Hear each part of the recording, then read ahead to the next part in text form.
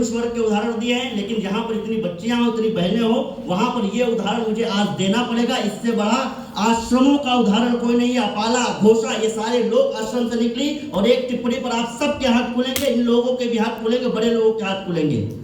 आज हमारा भारतवर्ष जिनके नाम पर है, उनकी मां शकुंतला विश्वामित्र और मेनका की पुत्री थी, लेकिन कण्व ऋषि के आश्रम में पाली गई, अपने माता और पिता के पास कभी नहीं रही। आप लोग एक बार अपने दोनों हाथ हवा में उठा करके अपनी ऊर्जा के लिए अपना अभिनंदन कीजिए। 4 पंक्तियां मैं सुना देता हूँ आपको। 4 पंक्तियां मैं इस तरीके से सुना देना चाहता हूँ, जिस तरह नैन्सी ने यहाँ पर अपनी घटना बताई। 4 पंक्तियां आप इस तरीके से सुन लीजिएगा कि पूजन के अधिकार हैं परंतु जीवन के। जब घर वाले ऐसे हो जाए तब मैं क्या कहना चाहता हूं कि पूजन के अधिकार हैं परंतु जीवन के अधिकार नारी के निषिद्ध कैसे हो गए। हमारे यहाँ साल में 2 बार नवरात्र में कन्या पूजन हो रहा है, और उसके बाद ये स्थिति कि पूजन के अधिकार हैं परंतु जीवन के अधिकार नारी के निषिद्ध कैसे हो गए। पूजन के अधिकार हैं परंतु जीवन के अधिकार नारी के निषिद्ध कैसे हो गए। चेतना दुशासनी, दुशासनी के कर्णधार नीच सिद्ध होकर प्रसिद्ध कैसे हो गए। कुल के कलंक बोलो, एक प्रश्न पूछता हूं, कुल के कलंक बोलो, जननी के अंग अंग तेरे विषबाण द्वारा विद्ध कैसे हो गए। कुल के कलंक बोलो, जननी के अंग अंग तेरे विषबाण द्वारा विद्ध कैसे हो गए। और गिद्ध जिस देश के जटायु बन जाते, आज देश के जटायु मेरे गिद्ध कैसे हो गए। उसी देश के जटायु आज गिद्ध कैसे हो गए।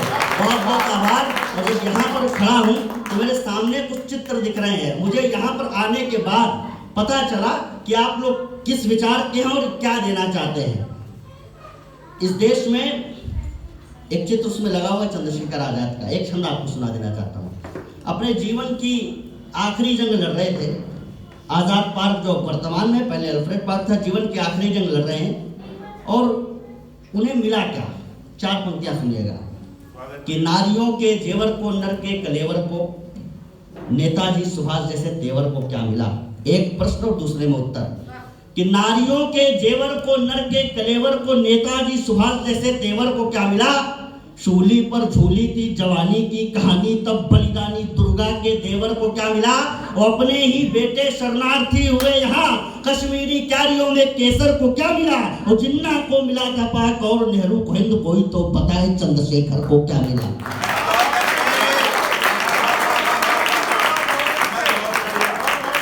जब कोई नहीं बता पाया चंद्रशेखर आजाद को मिला क्या, तो इस ऊर्जा के केंद्र में आकर के बताना चाहता हूं उन्हें मिला क्या।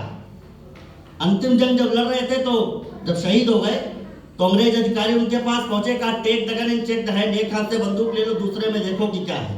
अब आप देखिएगा उनके हाथ में क्या था कि भक्त देकर रक्त करे देश को सशक्त। और अगर उनके हाथ में सबसे कीमती चीज हो तो अब तक की सबसे कीमती तालियां मुझे चाहिए। मैं आपको बताना चाहता हूं उनके हाथ में क्या था।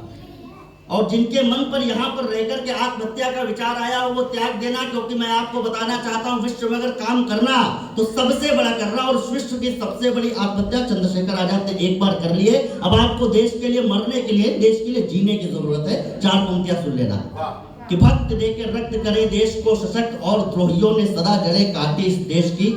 भक्त देके रक्त करे देश को सशक्त, और द्रोहियों ने सदा जड़े काटी इस देश की। छोड़ती रहे जमीन शत्रुओं के लिए सदा, तोड़ते रहे हैं परिपाटी इस देश की। दास्ता के अभियान के विरुद्ध 5 झंडे, फूंकती रहेगी हल्दी घाटी इस देश की, फूंकती रहेगी हल्दी घाटी इस देश की। और नेताओं के हाथ लगी भारत की जायदाद, नेताओं के हाथ लगी भारत की जायदाद, शेखर के हाथ में थी माटी इस देश की।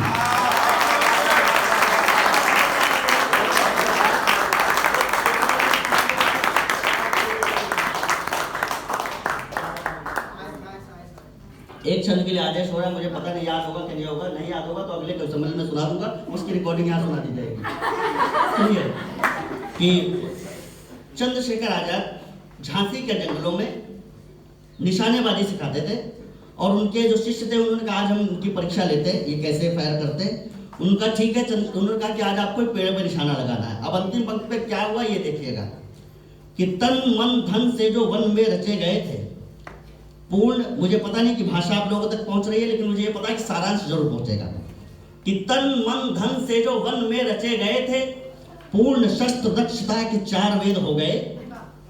तन मन धन से जो वन में रचे गए थे, पूर्ण शस्त्र दक्षता के 4 वेद हो गए। निशानेबाजी शेखर की अचूक देखकर उड़नछू साथियों के मतभेद हो गए। स्तब्ध थे चकित आंखें फाड़ फाड़ दे। उस अंतिम पंक्ति में ये एक अलंकार भी इसमें आ रहा है और एक चमत्कार भी आप देखिएगा कि स्तब्ध थे चकित आंखें फाड़ फाड़ देखने से। जब चंद्रशेखर आजाद ने पेड़ पर फायर किया तो हुआ क्या कि स्तब्ध थे चकित आंखें फाड़ फाड़ देखने से दोनों नयनों के पुतले सफेद हो गए। दोनों नयनों के पुतले सफेद हो गए। वाएं बाएं साएं धाएं धाएं चली माउजर, एक पत्ते में ही 5-5 छेद हो गए। और अगर आपने इस स्तर की कविता यहाँ पर स्वीकार की है तो मैं आपका बौद्धिक स्तर देख करके मैं अविनाश जैन जी को प्रणाम करना चाहता हूँ कि जिस तरीके से इन्होंने संस्कारों को यहाँ पर दिया है। एक छंद आपको सुना देता हूँ और एक छोटी सी कविता आपको सुना करके स्थान लेता हूँ। एक छंद आपको इसलिए सुना रहा हूँ क्योंकि अभी यूएस में चुनाव हुए, बिहार में भी हुए। अच्छा, यूएस में किसी को हंसी नहीं आई, हंसी बिहार पर आई, लेकिन ये मामला उल्टा है, हमें हंसना कहाँ पर है। आज एक क्षण पहले आपको सुना रहा हूं और उसके बाद उसका सारांश एक छोटी सी टिप्पणी के माध्यम से बताऊंगा।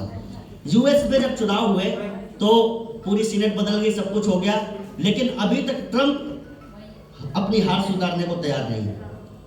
जो पश्चिमी देश हमारी भारतीय संस्कृति को, हमारी सभ्यता को असभ्य कहते आए थे, उन्हें यह नहीं पता है कि वे लोकतांत्रिक प्रक्रिया में चुनाव हार कर अपनी हार स्वीकार करने को तैयार नहीं है। और हम उस देश के रहने वाले हैं जहां पर छोटी सी बात पर राम 14 वर्ष के लिए वनवास छोड़ करके चले गए और उसके पीछे उनके चरण पादुकाओं ने 14 वर्ष तक अयोध्या का सिंहासन चला करके दिखाया। उस देश के रहने वाले हैं। इसलिए 4 पंक्तियां आप सुनिएगा। या सभ्य कौन है और सभ्य कौन है, राम जी को 1 सेकंड के लिए अपने अंतर्मन में ध्यान कीजिएगा। 1 सेकंड के लिए आंख बंद कीजिएगा, उनका नक्शे श्रृंगार वर्णन आपके सामने चित्रित हो जाएगा। राम हमारे काम कैसे आए, उनका शरीर हमारे काम कैसे आया, सर कैसे काम आया, कि शीश एकदम अलग सी बात है, आप सुनने की कोशिश कीजिएगा। कि शीश तो आशीष हेतु माता पिता गुरुओं के, प्रातःकाल उठ के रघुनाथा, माता पिता गुरु नावई माता की परंपरा आज तक चली आ रही है। कि शीश तो आशीष हेतु माता पिता गुरुओं के, आंखें भक्तों के उतरने के काम आ गई। राम कैसे काम आए कि शीश तो आशीष हेतु माता पिता गुरुओं के, आंखें भक्तों के उतरने के काम आ गई। बेर चखने को मुख, गर्जने को कंठ वक्ष, की शिराएं शौर भरने के काम आ गई। खींच के सारंग बाण छोड़ती हुई भुजाएं रावण के प्राण हरने में काम आ गई। और चरण अहिल्या मां को तारने में आई काम, पादुकाएं राज करने में काम आ गई।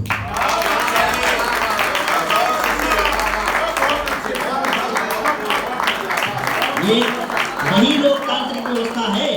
आज के वर्तमान दौर में ये वही लोकतांत्रिक व्यवस्था है जहां पर कुर्सियों के लिए जूते चल जाते हैं, लेकिन किसी के जूते से कुर्सियां चली हो, ये पहला उदाहरण राम जी के कालखंड में हुआ। ये हमारे देश की परंपरा दोनों करने के लिए है। और अंत में एक छोटी सी कविता सुना करके आपका स्थान लेता हूँ। किसी दिन जब समय होगा तो निश्चित रूप से आपको सुनाऊंगा। बहुत आभार आपका। और ये 4 पंक्तियां आपको शुरू कर रहा हूँ, एक छोटी सी कविता आपको सुनाने की कोशिश करता हूँ। एक गाना आपके समय में गाना आया होगा, आया क्या आया ही था, पानी रे पानी तेरा रंग कैसा, तो कोई नहीं बता पाया पानी रे पानी तेरा रंग कैसा। तब आज का जो युवा वर्ग है उसके फेवरेट गीतकार ने बताया, हनी सिंह, आज ब्लू है पानी पानी, तब सब लोगों को पता चला। अच्छा, एक और प्रश्न था, दुनिया किस चीज की बनी, तब कोई नहीं बता पाया। तब एक उनका नाम नहीं ले रहा, उन्होंने बताया बेबी डॉल में सोने जी, दुनिया पिक्चर। हाँ, तभी तो उनको पता चला, इससे पहले पता ही नहीं था कि राधा कृष्ण नहीं मिलते हैं संस्कार और रीतों में। आज ऋषियों की, हमने सुशांत केस के बाद जो देखा है, एक छोटी सी टिप्पणी और स्वीकार कीजिएगा और ये सोचिएगा कि ऋषियों के देश में चरसियों की परंपरा आई कहां से है।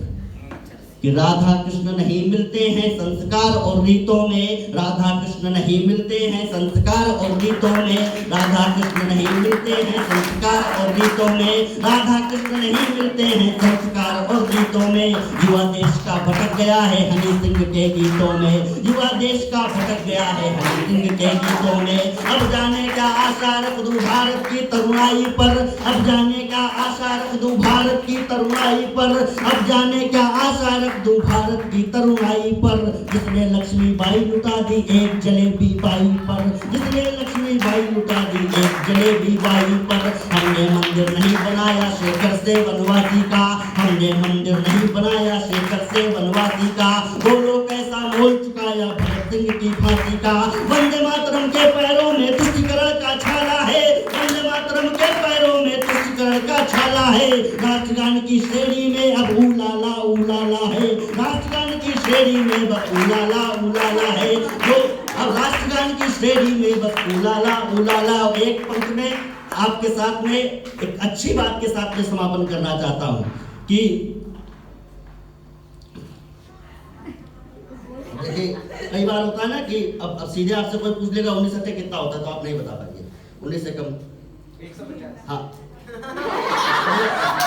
19 एक की जगह पे 150 बता रहे हैं कि राधा कृष्ण नहीं मिलते हैं संस्कार और गीतों में। युवा देश का भटक गया है हनी सिंह के गीतों में। अब जाने क्या आशा रख दूं भारत की तरुणाई पर, जिसने लक्ष्मी बाई लुटा दी एक जलेबी बाई पर। हमने मंदिर नहीं बनाया शेखर से वनवासी का, बोलो कैसा मोल चुकाया भगत सिंह की फांसी का। वंदे मातरम के पैरों में तुष्टिकरण का छाला है, राष्ट्रगान की श्रेणी में बस उलाला उलाला है, राष्ट्रगान की श्रेणी में बस उलाला उलाला। और अंतिम पंक्ति आपका साथ मिले कि राष्ट्रगान की श्रेणी में बस उलाला उलाला है।